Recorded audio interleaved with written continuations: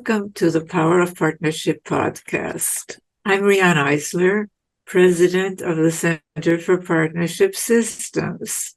This podcast brings you voices from the partnership movement, people using partnership practices to build a world that values caring, nature, and shared prosperity. The Power of Partnership podcast is hosted by Cherry Jacobs Pruitt, a health policy and partnership scholar. And now on to today's POP podcast episode.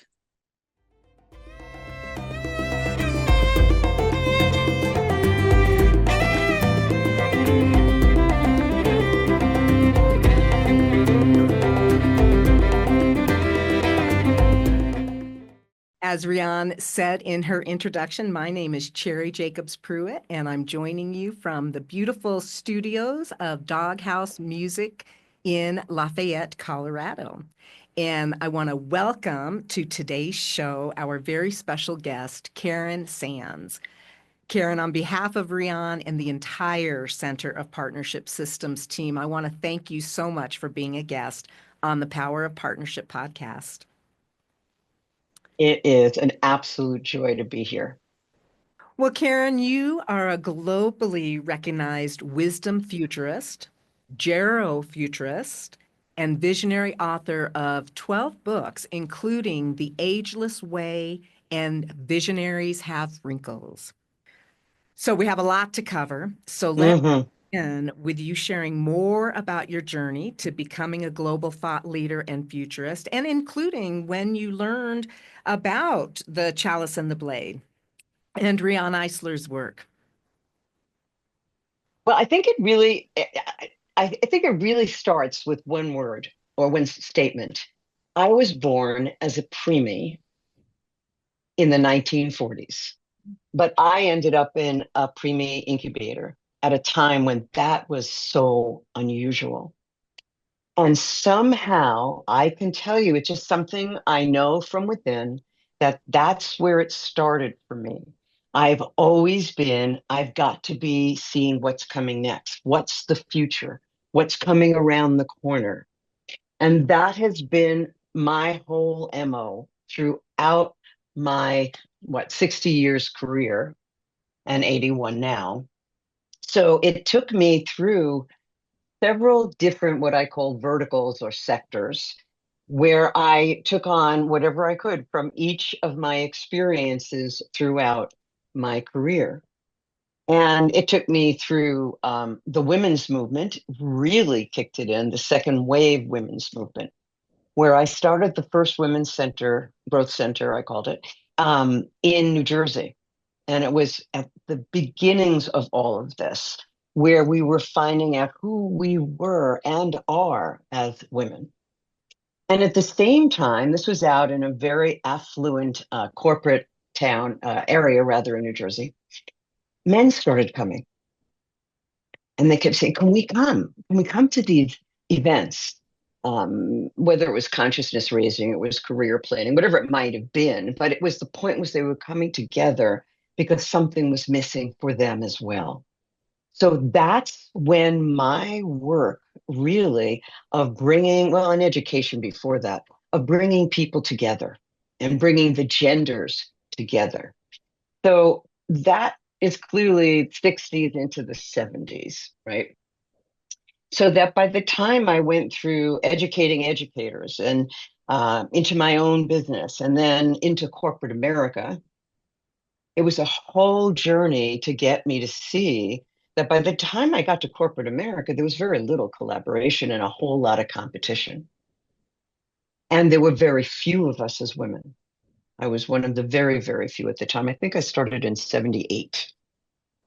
By the way, how I got into corporate America and changed my entire life back in the 70s was because, I should tell you this, because my mom she was one of the first to be diagnosed with Alzheimer's. And so I was 39. So I had to grapple with, what does this mean for my life? What does this mean for the rest of my life? Who am I going to be as a woman? Who am I going to be as an older woman? And what do I have to change now?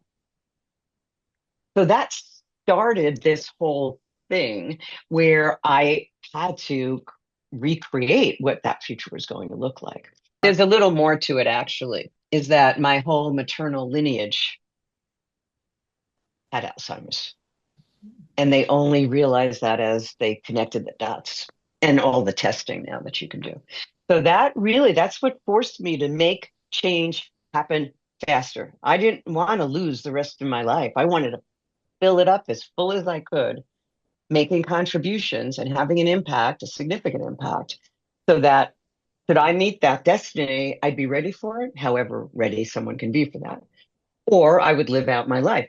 But it took that kind of attitude to make my own trail, to make the own pathways for others.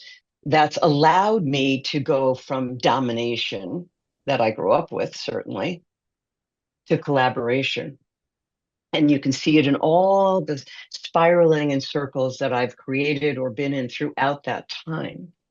And I bring that up because it's happening again right now in our times. We're dealing with the domination coming forward again and the separation coming again. And so it's now more than ever, although I've taught this and done like keynotes all over the place on collaboration, we're still not even close. So now, though, I believe that's what this time is about. It's the third horizon, as we futurists talk about, and we're coming to it now. We're a dissipative structure. We're either going to explode into something phenomenal, which I believe we will, or we will dissipate and not exist. So it's a time of making those choices consciously. Okay, so there's this huge bunch of people now that are saying, I'm trained, I'm educated, I'm advanced, I want to go to work, I want to be back in, I want to do stuff. And then there's the younger people saying, it's really not my cup of tea. It's too much domination. I'm out of here. I want to try something else. I'm going to go non-traditional. Well, what do you do now? The reality is we need all the generations in the workforce. So we have to bring in the older and keep the younger and bring them together. We need intergenerational workforces collaborating and partnering in big ways, whether it's partnering as mentorships or whether it's partnering as actually co-doing something, co-workers. That's where we have to head. But the sad story is it's so loud is the ageism. Whether it's ageism, and I've written about this, whether it's ageism because you're too young at 20 or 21 or whatever the age is, right? Or you're too old at my age, at 81. It's nonsense. It's such an individual lifespan that to peg it that way is ridiculous. So I track that trend. I write on that trend. I keynote on that trend. I coach professionals and teams and C-suite to move past that limitation because you're losing so much that we need in the workforce. And right now, with what's going on in corporate America, et cetera, we need that talent pool. We need the archivists of what worked, right? And they want to tool up. I mean, come on, I'm using Chat GPT. I'm 81. People would say, oh no, oh yeah. And boy, am I having a ball. So the limitation has to be zipped out. And that's something I really want people to understand. I see age as an asset in big, bold, flashing letters. It is not a detriment. So talk to us about any kind of positive trends you're seeing related to the work that you're doing with making aging an asset instead of a detriment. Well, first of all, the one-on-one is really getting people to see their value. You have to first really own your value, your own greatness, which comes in back and forth. It's not formulaic. It's more organic in the vessel of one-on-one relationships, mentorships, and coaching. And in groups, it's kind of the same thing. You're just doing it in larger groups. But you're giving people like a new view of what's possible. It's taking the wraps off. It's finding your innate you And knowing that it's a gift, that's why you're here. And where can that or bundle of gifts really have an impact? Where can they lift others up and thereby lift you up? That's it. If you can do that, life will be a dream come true. Everything comes from doing that.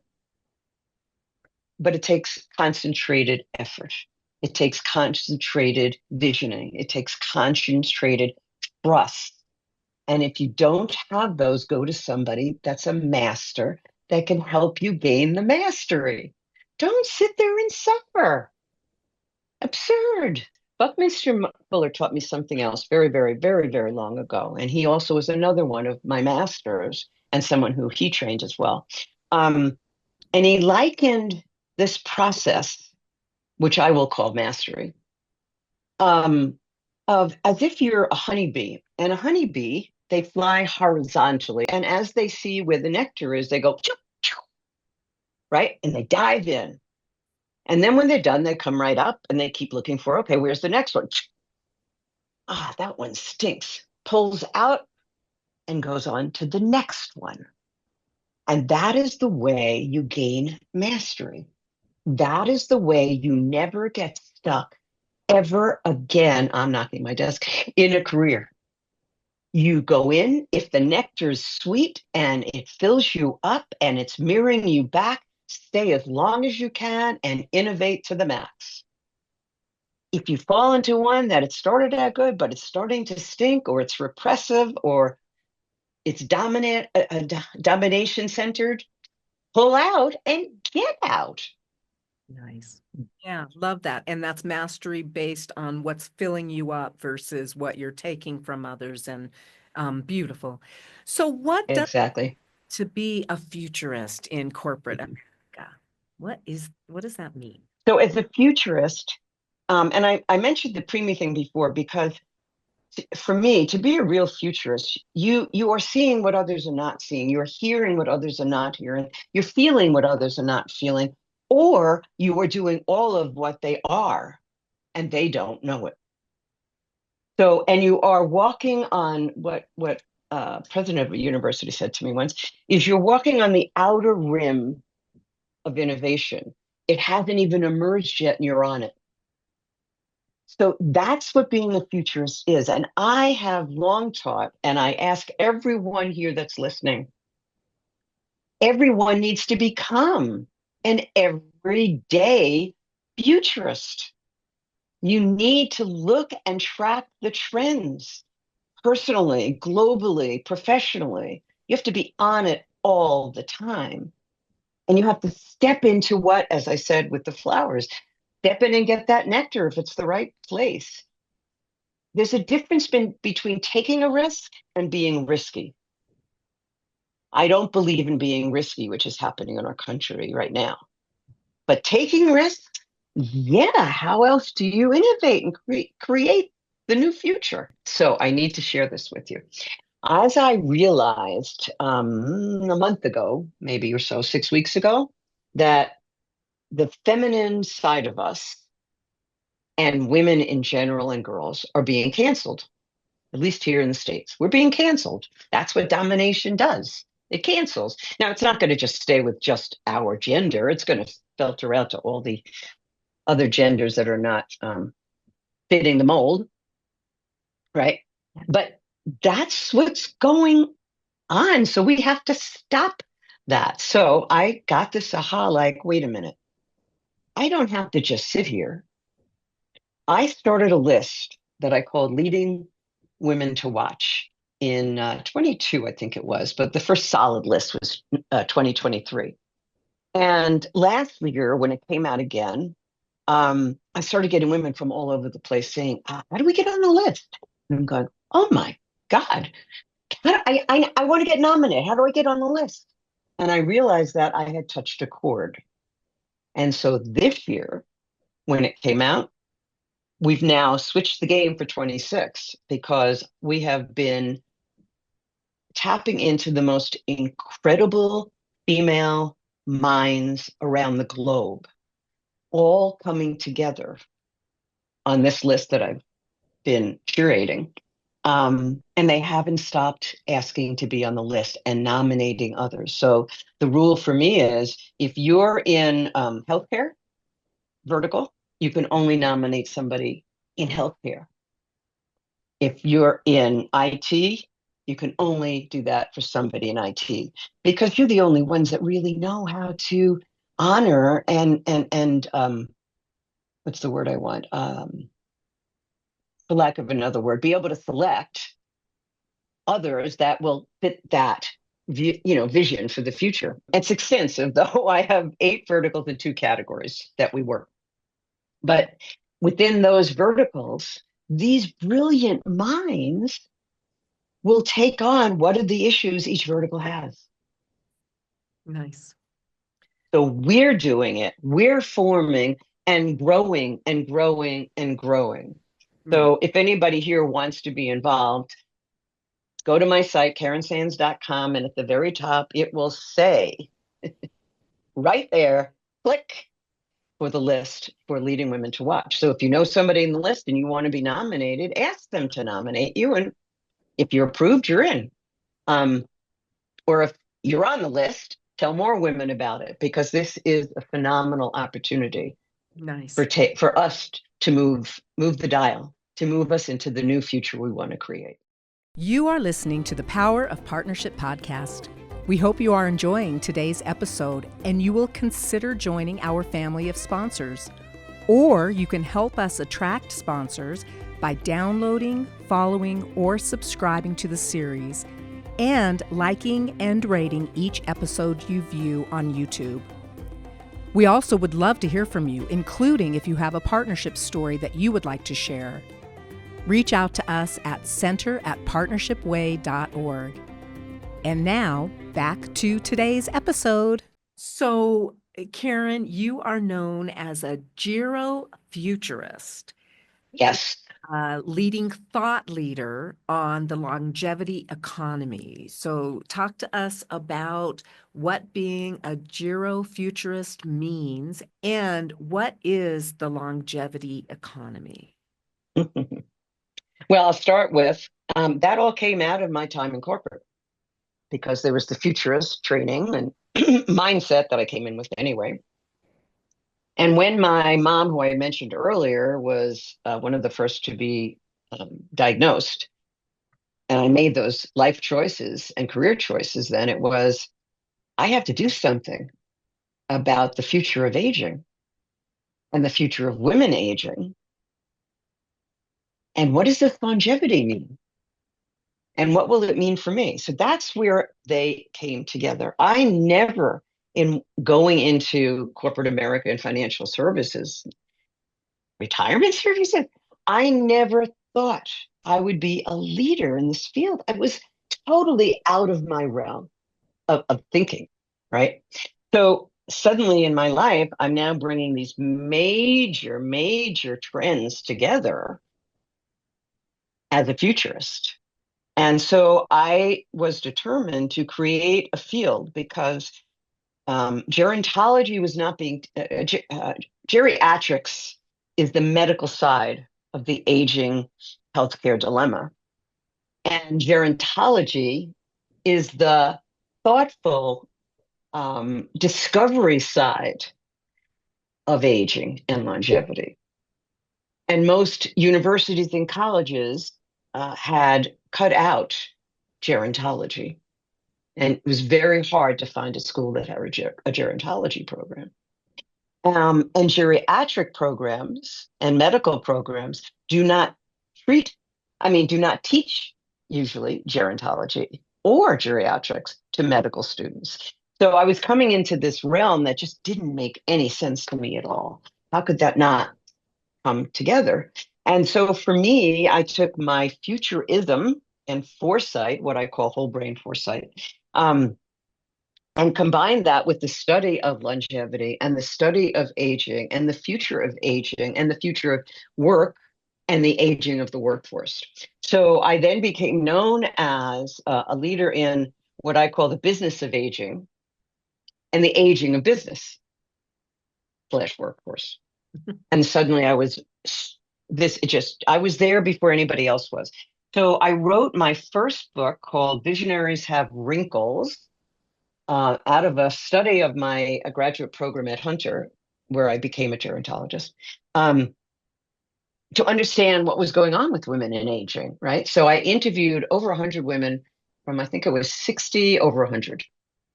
And I then said, okay, I just want a book that's out there so women get this in my generation. And so I did. And I ended up putting in 13, which is a special number, with 13 women. And they were all just under the radar. There's so many women under that radar, fabulous women. And so I brought them out in that book. Um, and women should be reading this now, definitely, especially women in their midlife and older, but even younger. The stories are absolutely phenomenal. And I left it as raw, edited, but raw interviews. So that when you read it, you're like a fly on the wall.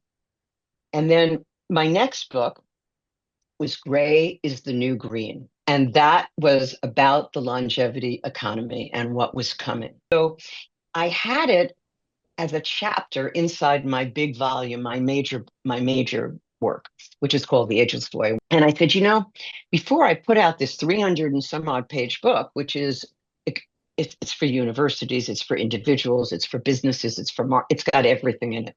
And anyway, it's quite an achievement. I'm very proud of it. But in any case, I took that out because I said, it's a youth culture, it's a youth marketing culture. It's a youth advertising culture. So I said, okay, I've got to do something. So I made it a short book. It's a weekend read. I've had people tell me, I read it on the plane. Great, that's what I want. Because I wanted it for road warriors, right? And C-suites, et cetera, to really get that they're missing the opportunity. They're now beginning, but they lost so much time. So were there any key takeaways from all of these interviews, or especially with the final 13 that made it into the book, that you feel like would be helpful to share with our audience today? Never stop.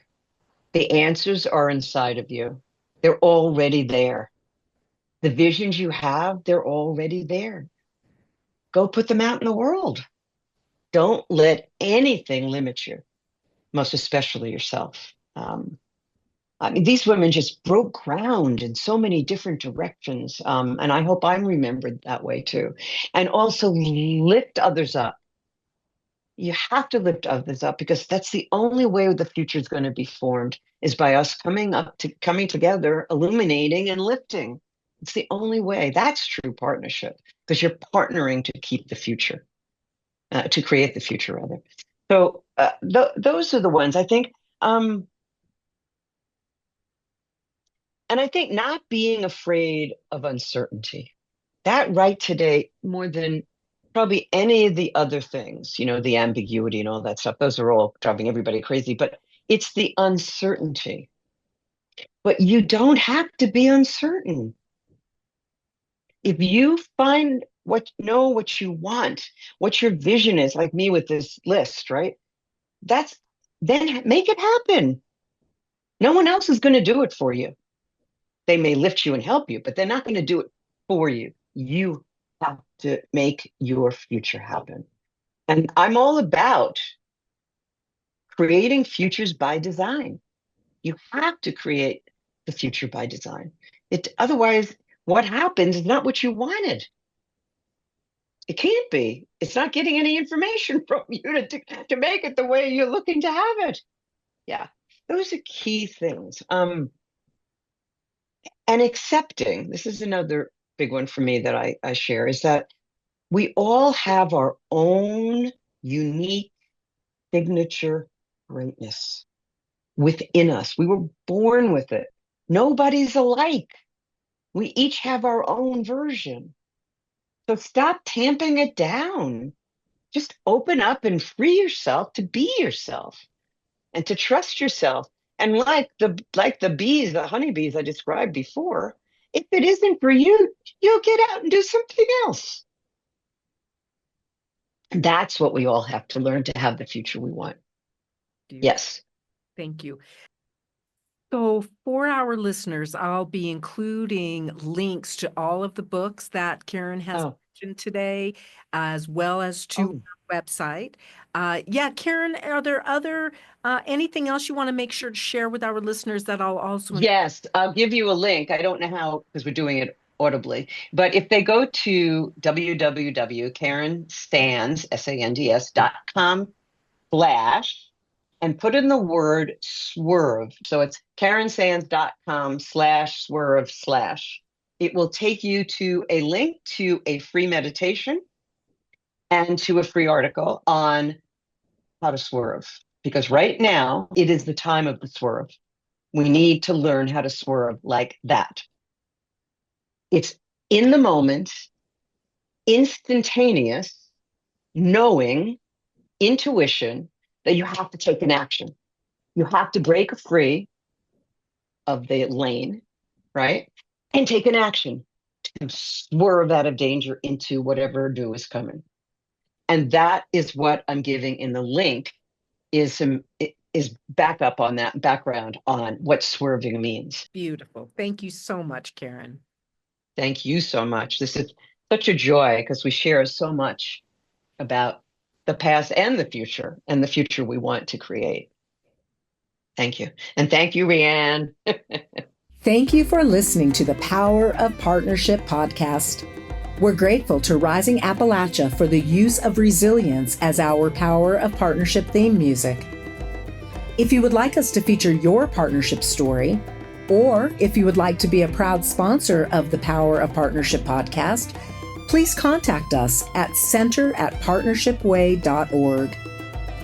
We hope you enjoyed this episode and will leave us a review on your favorite podcast channel. And don't forget to subscribe to be notified when new episodes are released. I'm Cherry Jacobs Pruitt. See you next time on the Power of Partnership podcast. I am resilient. I trust the movement. I negate the chaos. Uplift the negative. I'll show up at the table again and again and again. I'll close my mouth and learn to live.